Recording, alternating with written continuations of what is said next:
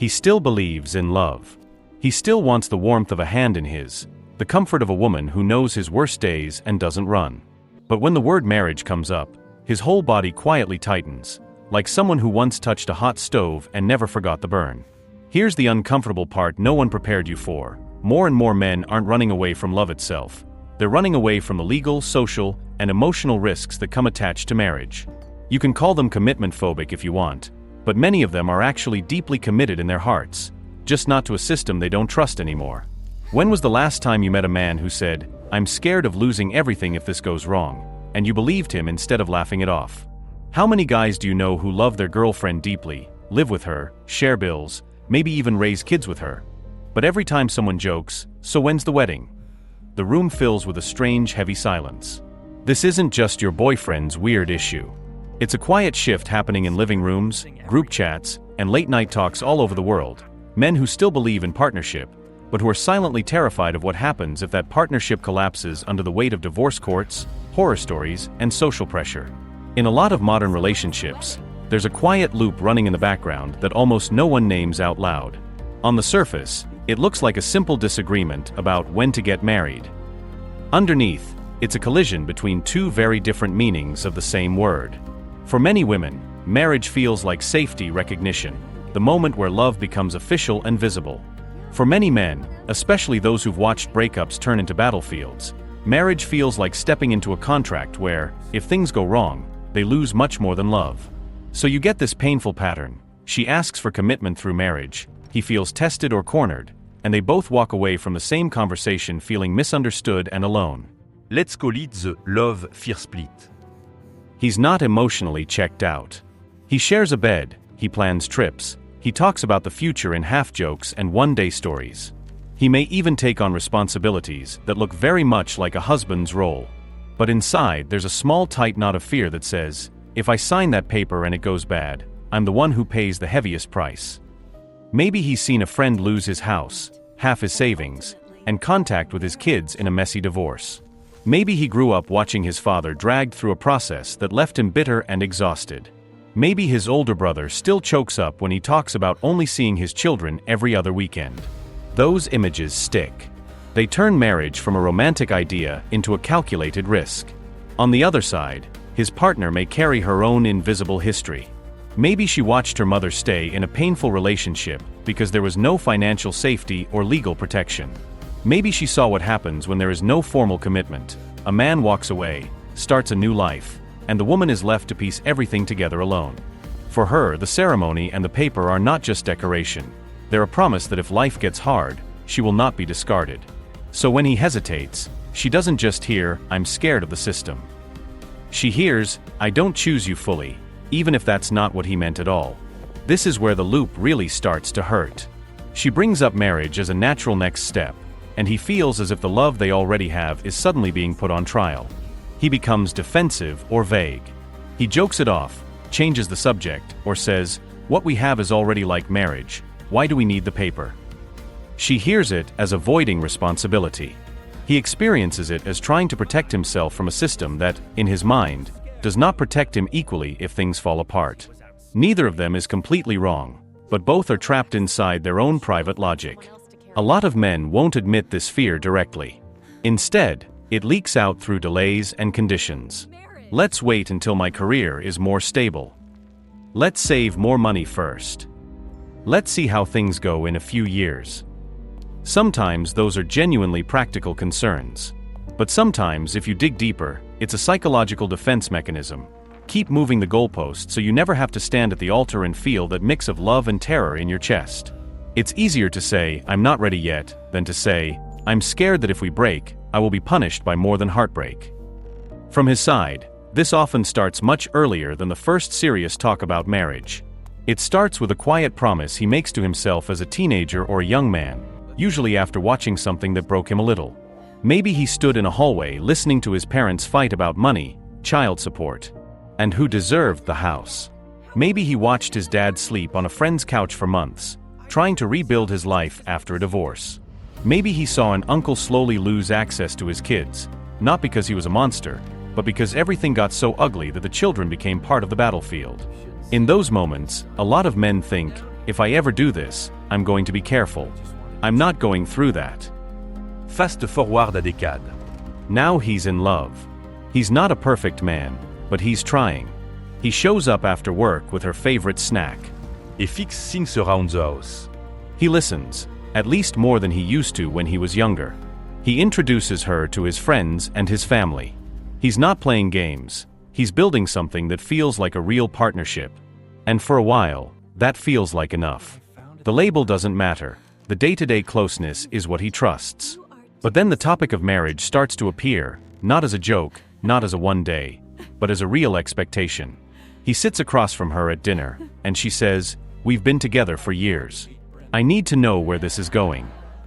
Her eyes are soft but serious. For her, this is a reasonable question. For him, it lands like a weight on his chest. In his mind, he's thinking, we live together. Amir every day. I'm already committed. Why does it feel like what I give isn't being seen? But he doesn't have those words, so what comes out is something vague like, why are you rushing? Or can't we just enjoy what we have? She hears avoidance. He feels accused. Inside, the fear isn't just about losing money or a house. It's about losing the right to his own story if things go wrong. Many men quietly believe that if a relationship ends, the narrative will automatically paint them as the villain. They've seen it happen in friend groups. The woman tells her version, the man disappears, and everyone assumes he was selfish, unfaithful, or emotionally unavailable. Courts, in his imagination, are just a bigger, colder version of that same judgment. Only now, there are legal consequences. So when she talks about marriage, he doesn't just hear, I love you and want to build a life with you. He also hears, if this ever falls apart, I might be the one everyone blames, and I'll have to pay for it in ways I can't control. Think about a simple scene, two people on a couch, watching a movie. On screen, there's a messy divorce storyline. The wife cries, the husband is portrayed as distant and cold, the kids are torn in the middle. The movie ends, the credits roll, and she might say, half joking, see? Men always ruin it. She doesn't mean it literally. She's reacting to the story. But his body registers that line as another tiny confirmation that, in the cultural script, men are the ones who fail and women are the ones who suffer. So on some level he thinks, if things go bad, everyone will side with her. Et elle be the one trying to defend myself. He may never say that out loud, but the feeling sits there, just under the surface. There's also the fear of failing as a provider or partner once the expectations of husband lock into place. As long as they're just dating or living together, he can still tell himself, I'm doing okay for where I'm at. But the moment he becomes a husband, a lot of men feel as if the margin for error shrinks to almost zero. If he loses his job, if he struggles with money, if he goes through a depressive period, he worries she'll see him as less of a man. Even if she is kind and supportive, that fear doesn't always listen to reality. It listens to old scripts he picked up from his father, from society, from his own shame. Most men don't want to be seen as cowards. They don't want to say, I'm scared. So they dress their fear in logic, statistics, legal details, financial planning. They talk about prenups, about waiting until they're more stable, about the need to be smart. Some of those points are valid. But if you could pause the scene and step inside his chest for a minute, you'd probably feel something much simpler. I don't want to lose my life, my kids, and my dignity if this goes wrong. I don't want to be destroyed by the very thing I entered with love. From the outside, a lot of his behavior can look like pure contradiction. He says he loves you, he acts like a partner, he builds a life with you. And yet, when the conversation turns to marriage, it's like he quietly puts on emotional brakes. If you're a woman watching this, it's very easy to translate that as he doesn't really want me, or he's keeping his options open. Sometimes that's true, but not nearly as often as the internet makes it sound. Very often, what looks like coldness or selfishness is actually a scared system trying to stay safe in the only way it knows how. When he goes quiet after you bring up marriage, many women read that silence as I don't care about your needs, or you're not worth committing to. In his inner language, silence often means, I don't know how to answer this without either lying, hurting you, or exposing how terrified I am. He's trying to regulate his own panic. He's replaying images of things going wrong. He's arguing with himself, if I say yes, am I betraying my own fear? If he say no, will she leave? That pause you feel as indifference is, Inside his chest, a storm of conflicting loyalties, to you, to his own past, to his own sense of self-protection. When he says, marriage is just a piece of paper, what many women hear is, you're overreacting, what you want doesn't matter. In his language, that sentence often means, can't you see what we already have? I'm trying to tell you I'm committed in the ways I know how. I'm afraid that the paper will change the dynamic and put me in a position where I have more to lose than you do. He's not denying your longing for security. He's defending the version of safety he understands, one where love is proven through daily presence and effort, not through a legal document that scares him. On the other side, the way you push for marriage has its own language that he often misreads. When you bring up the future again and again, many men hear nagging, pressure, or you're never enough. In your inner language, repeating the conversation usually means, I'm scared. Time is passing. I don't want to invest my heart and my best years into something that could vanish without protection. When your voice tightens and you say, I just need clarity, he may only hear accusation. But inside, there might be a younger version of you who watched your dad leave, or your mom be taken for granted, promising yourself, I will not stay where I'm not truly chosen. When you say, if you loved me, you'd marry me, many men hear a condition. Prove your love by doing the thing that scares you the most, and if you hesitate, I'll decide you never loved me. They shut down, because it feels like there's no room for their fear to exist without being judged as lack of love. But in your language, that sentence is less about manipulation and more about longing. What you often mean is, I need to know I'm not temporary. I need to know that if life gets messy, children, illness, aging, you're not secretly holding a door open to run out of. You're not trying to trap him. You're trying to build a container that feels strong enough to hold both of you when things inevitably get hard. In many relationships, neither side is acting out of pure malice. You're both protecting wounds no one ever helped you name. He's trying to guard his future, his dignity, his connection to potential children. She's trying to guard her time, her emotional investment, her sense of being truly chosen. Without translation, you stand on opposite sides of the same locked door, both shouting in your own language, both feeling unheard. Here's one harsh truth that many couples avoid because it's uncomfortable for both sides. Love does not cancel out risk. You can love someone deeply and still lose them. You can go into marriage with the best intentions and still end up in a place you never imagined. Many men secretly hope that if the love is real enough, it will somehow protect them from courts, conflict, and loss. Many women secretly hope that if the love is real enough, he will gladly step into marriage without hesitation. Both are clinging to a fantasy that love alone will remove fear and uncertainty. It won't. Real commitment always involves stepping forward while still knowing you could get hurt. Another harsh truth: some men are hiding behind genuine systemic fears to avoid growing up emotionally. Yes, there are unfair situations, biased decisions, and horror stories that are very real. But there are also men who use those stories as a shield, so they never have to confront their own avoidance. It's easier to say, the system is rigged against me, than to ask, am I willing to be fully responsible for how I show up as a partner, husband, and possibly father? If every conversation about the future ends with him pointing to other people's tragedies, he's using someone else's nightmare to delay his own decision. At some point, fear stops being just a wound and starts becoming an excuse. On the other side, some women use the idea of marriage as a shortcut to emotional safety that no contract can actually provide. They imagine that once he becomes a husband, he will stop being distant, stop shutting down, stop avoiding hard conversations. They believe the ring and the paper will transform him from emotionally inconsistent boyfriend into reliable, emotionally present partner. But marriage doesn't create qualities that aren't there. If he doesn't know how to handle conflict now, he won't magically know how after the ceremony. If he doesn't respect you now, the contract won't teach him respect.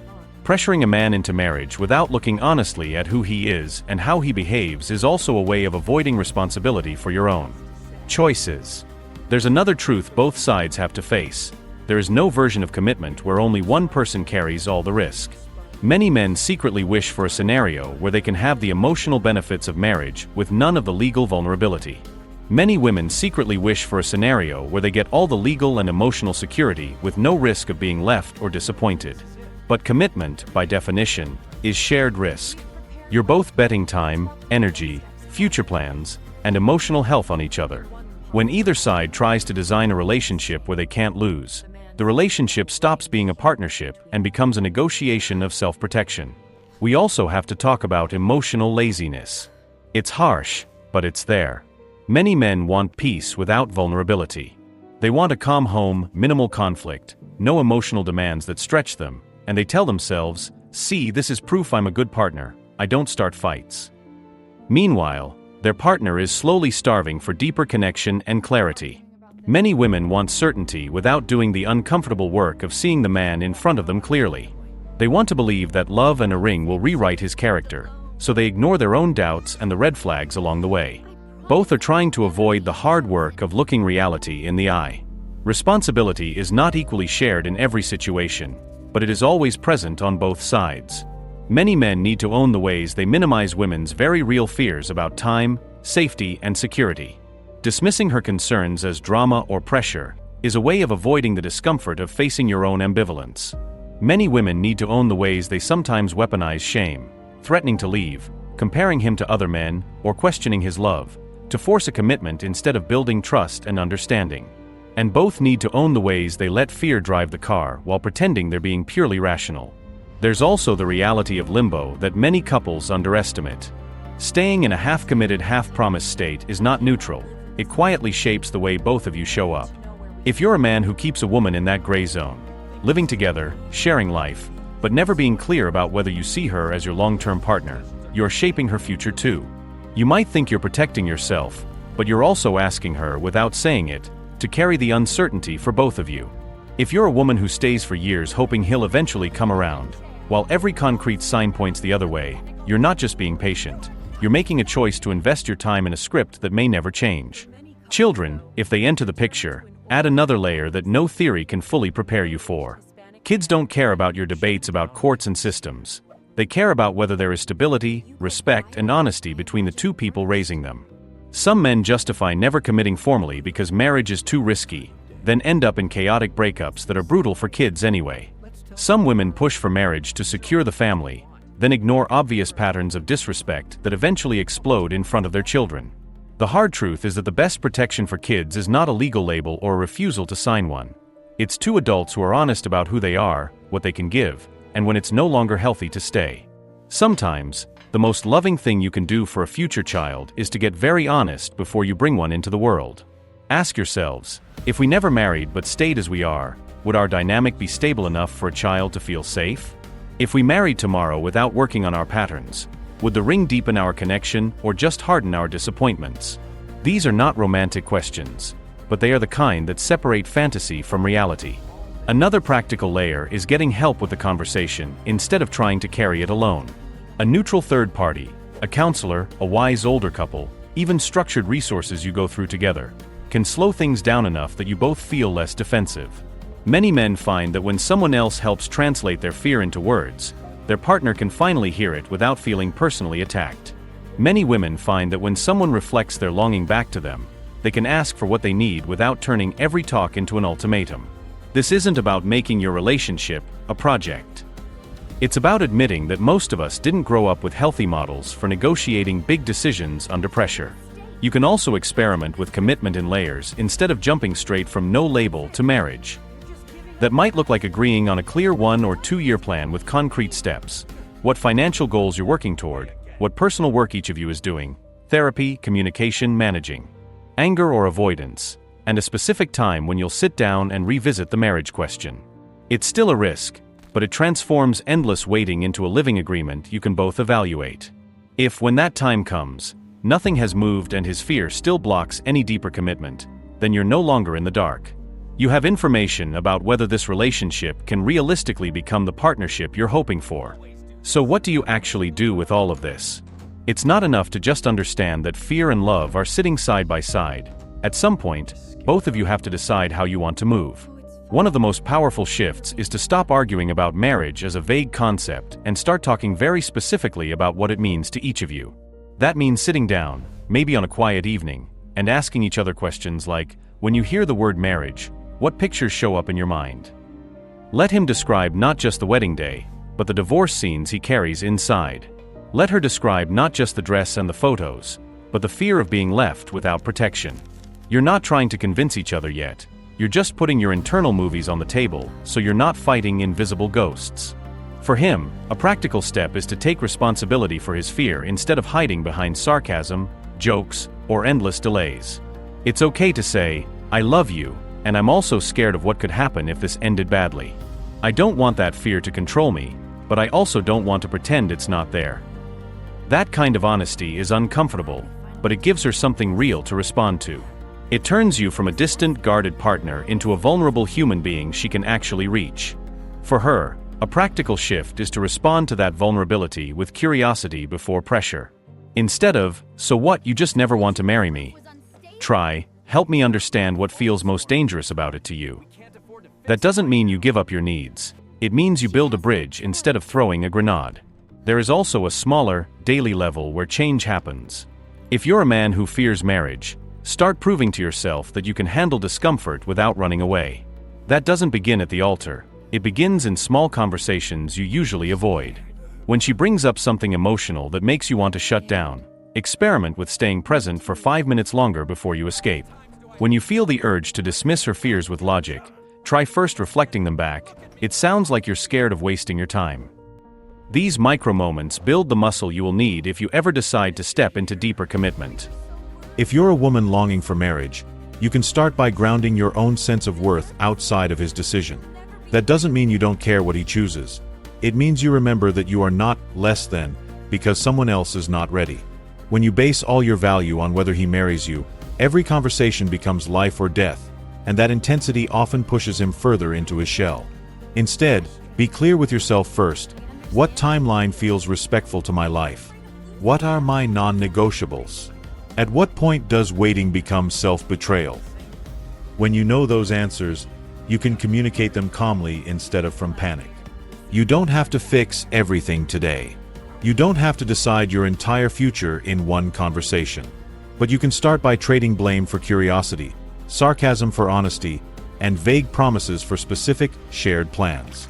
You can start by admitting that both of you are, in different ways, afraid of trusting your lives to another imperfect human. And you can respect that fear without worshiping it. Fear is allowed to sit in the back seat. It does not get to drive. If you heard yourself in this story, whether as the man who still believes in love but not in marriage, or the partner wondering if you're asking for too much, maybe this is your invitation to stop fighting alone and start speaking honestly, even if your voice shakes. You deserve a relationship where both love and fear can be named, where commitment is not a trap but a conscious choice made with open eyes. If this video helped you see something more clearly, consider giving it a like, sharing it with someone who needs to hear a more nuanced side of this conversation, and subscribing to the channel. We're here to help men and women understand each other better, not to create sides, but to build bridges where real relationships can actually breathe.